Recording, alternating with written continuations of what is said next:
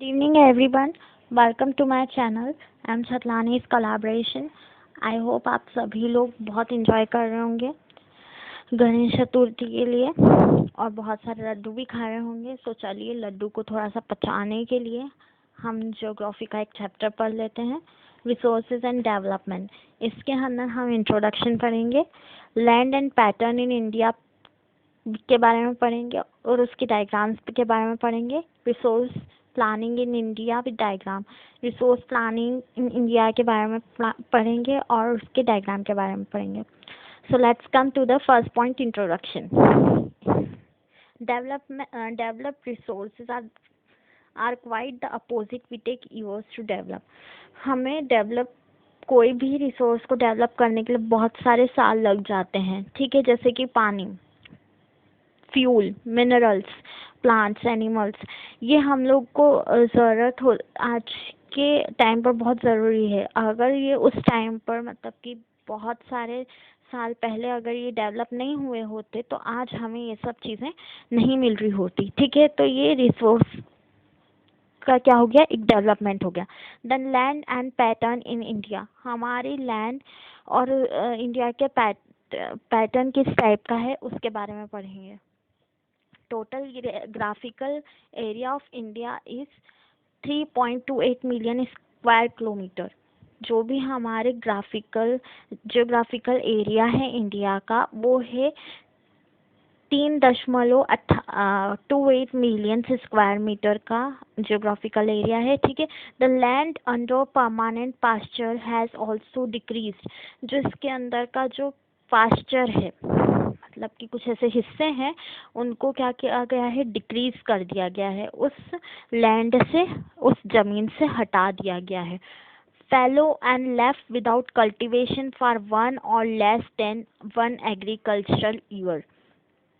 इसमें क्या होता है कि एक के बाद एक कल्टीवेशन होता जाता है, इसलिए हर साल एक एग्रीकल्चरल ईयर होता है। पर एक से ज़्यादा और कम अगर हम सोचें कि एग्रीकल्चर ईयर निकल जाए तो पॉसिबल नहीं है, क्योंकि हर साल फसलें उगाना, देन उसको कल्टीवेट करना, देन उसको मार्केट में बेचना, ये सब एक क्या है, एक प्रोसीजर है कि हम लोग एक के बाद एक चीज़ें करते जाते हैं। Net sown area, total area sown in agricultural year, इसलिए हर साल आपका एग्रीकल्चरल ईयर जो कि है इंक्रीज होता जाता है और इसके सोन्स डिक्रीज हो जाते हैं। More net sown area in Punjab and Haryana, कुछ ऐसे एरियाज हैं जो कि बहुत ज़्यादा कमा लेते हैं, जैसे कि पंजाब और हरियाणा।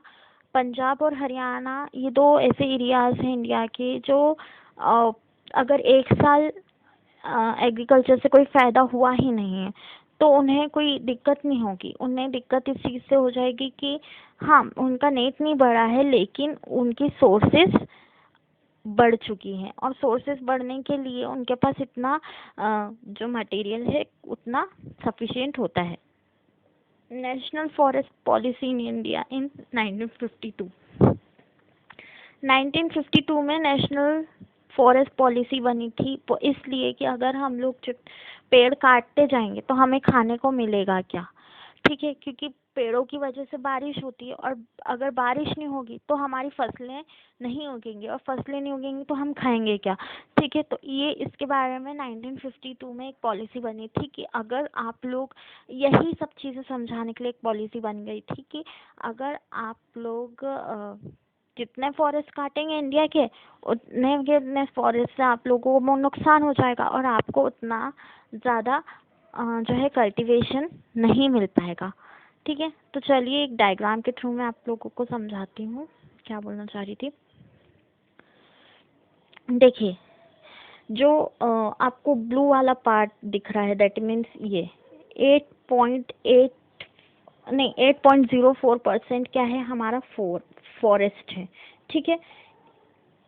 मतलब कि आप सोच सकते हैं कि हमारे पूरे इंडिया का जो कवरेज है, नेट एरिया जो है, उसमें से 8.04% फॉरेस्ट का है, ठीक है, जंगलों का है। जिनसे हम लोगों ने काट काट के वहाँ पर लैंड्स बना दी हैं और खेत बना दिए हैं। ठीक है, उसके बाद आते हैं अब 5.7%। ठीक है, एक मिनट, 5.78% जो कि है नॉन एग्रीकल्चरल एरिया है, जहाँ पे कुछ भी एग्रीकल्चर नहीं होता, कुछ भी कटाई बोई कुछ भी नहीं होता है। ठीक है, अब उसके बाद बैरन एंड कल्चरेबल लैंड, जो ग्रीन वाला पार्ट है 6.95% वाला जो पार्ट है वो अनकल्चरेबल लैंड है। मतलब कि वहाँ पर आप अगर सोचें कि कुछ करना चाहते हैं तो बंजर जमीन को आप तब तक उपजाऊ नहीं बना सकते जब तक उसमें कोई फर्टिलाइजेशन नहीं होगा। देन उसके बाद जो पर्पल कलर का है 4.88%, permanent pasture and other grazing lands, ये खदानों वाली लैंड जमीन है जहाँ पर बहुत सारी खदानें होती हैं। ठीक है, उसके बाद हम आते हैं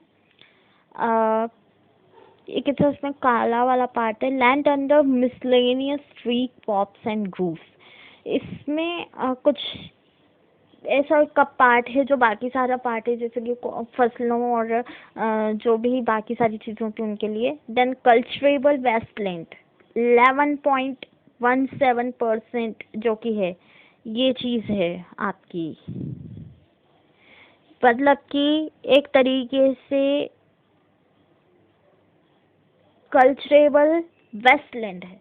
मतलब आप अगर उसको यूटिलाइज करना चाहते तो कर सकते हैं, लेकिन अभी फ़िलहाल में उसका कोई यूज़ नहीं है। Fallow lands and then current fallow, ये वाला जो पार्ट है ना, इसका भी फ़िलहाल में कोई यूज़ नहीं है। ये कुछ ऐसी ज़मीनें हैं जो बंजर पड़ी हैं, इनका कोई यूज़ नहीं है। अगर यूज़ करना चाहें तो उसके लिए गवर्नमेंट हम लोग को इशू नहीं करती, क्योंकि इसमें क्या हुआ है ना, बहुत सारे पेड़ लग चुके हैं। अगर आजकल तो शायद बैन है और शायद कुछ सज़ा वगैरह भी है अगर आप पेड़ वगैरह काटते हैं बिना किसी रीज़न के, तो आपको वो रीज़न बताना पड़ता है। देन अब जो है ना ये करेंट फेलो है, जहाँ पर आपके पास सब कुछ है तो सही, सब कुछ है, मतलब कि कल्चरेबल लैंड है, एग्रीकल्चरल एरिया है, क्रॉप्स और ग्रूव्स के लिए बहुत अलग अलग लैंड्स आपको दी हुई हैं। ठीक है, प्रॉपर्टी लैंड्स दी हुई हैं, पर उसका यूटिलाइजेशन क्या हो रहा है? कुछ नहीं।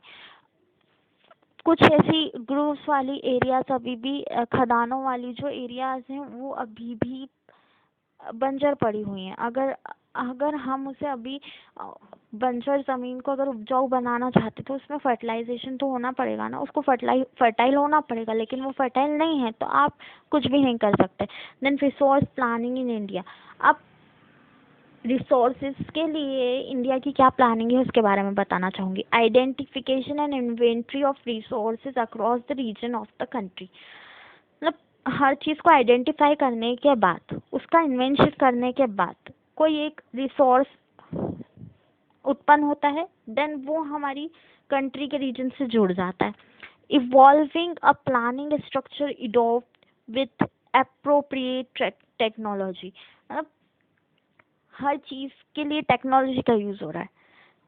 ठीक है, आज हमें एक कल्चरल लैंड चाहिए, उसके लिए हम लोग टेक्नोलॉजिकल यूज़ कर रहे हैं, लेकिन आप जानते हैं टेक्नोलॉजिकल के साथ साथ हमें थोड़ा सा माइंड का भी यूज़ करना पड़ता है। आप वहाँ पे टेक्नोलॉजी यूज़ कर रहे हो लेकिन वहाँ अपने माइंड नहीं लगाया तो फिर उस टेक्नोलॉजी का कोई यूज़ नहीं है ना।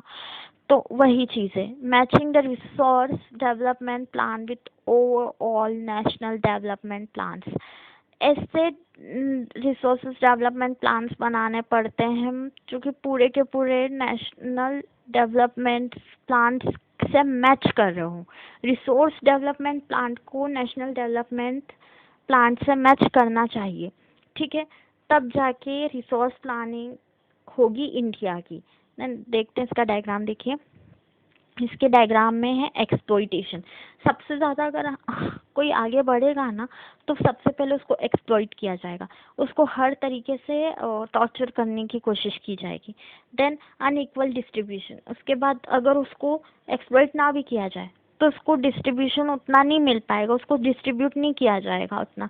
इकोलॉजिकल प्रॉब्लम्स क्रिएट करेंगे लोग, ठीक है। स्कार्सिटी ऑफ रिसोर्सेज, बहुत सारे रिसोर्सेज की स्कार्सिटी हो जाएगी। डिप्लीशन ऑफ रिसोर्सेज, अब इसमें क्या होगा कि बहुत सारे रिसोर्सेज का डिप्लीशन हो जाएगा, मतलब चीज़ें तो है लेकिन वो सब वेस्ट ऑफ मनी है, ठीक है। सो आज के लिए यही, हम मिलते हैं नेक्स्ट सेशन में। See you soon, stay home, stay safe and improve your learning skills.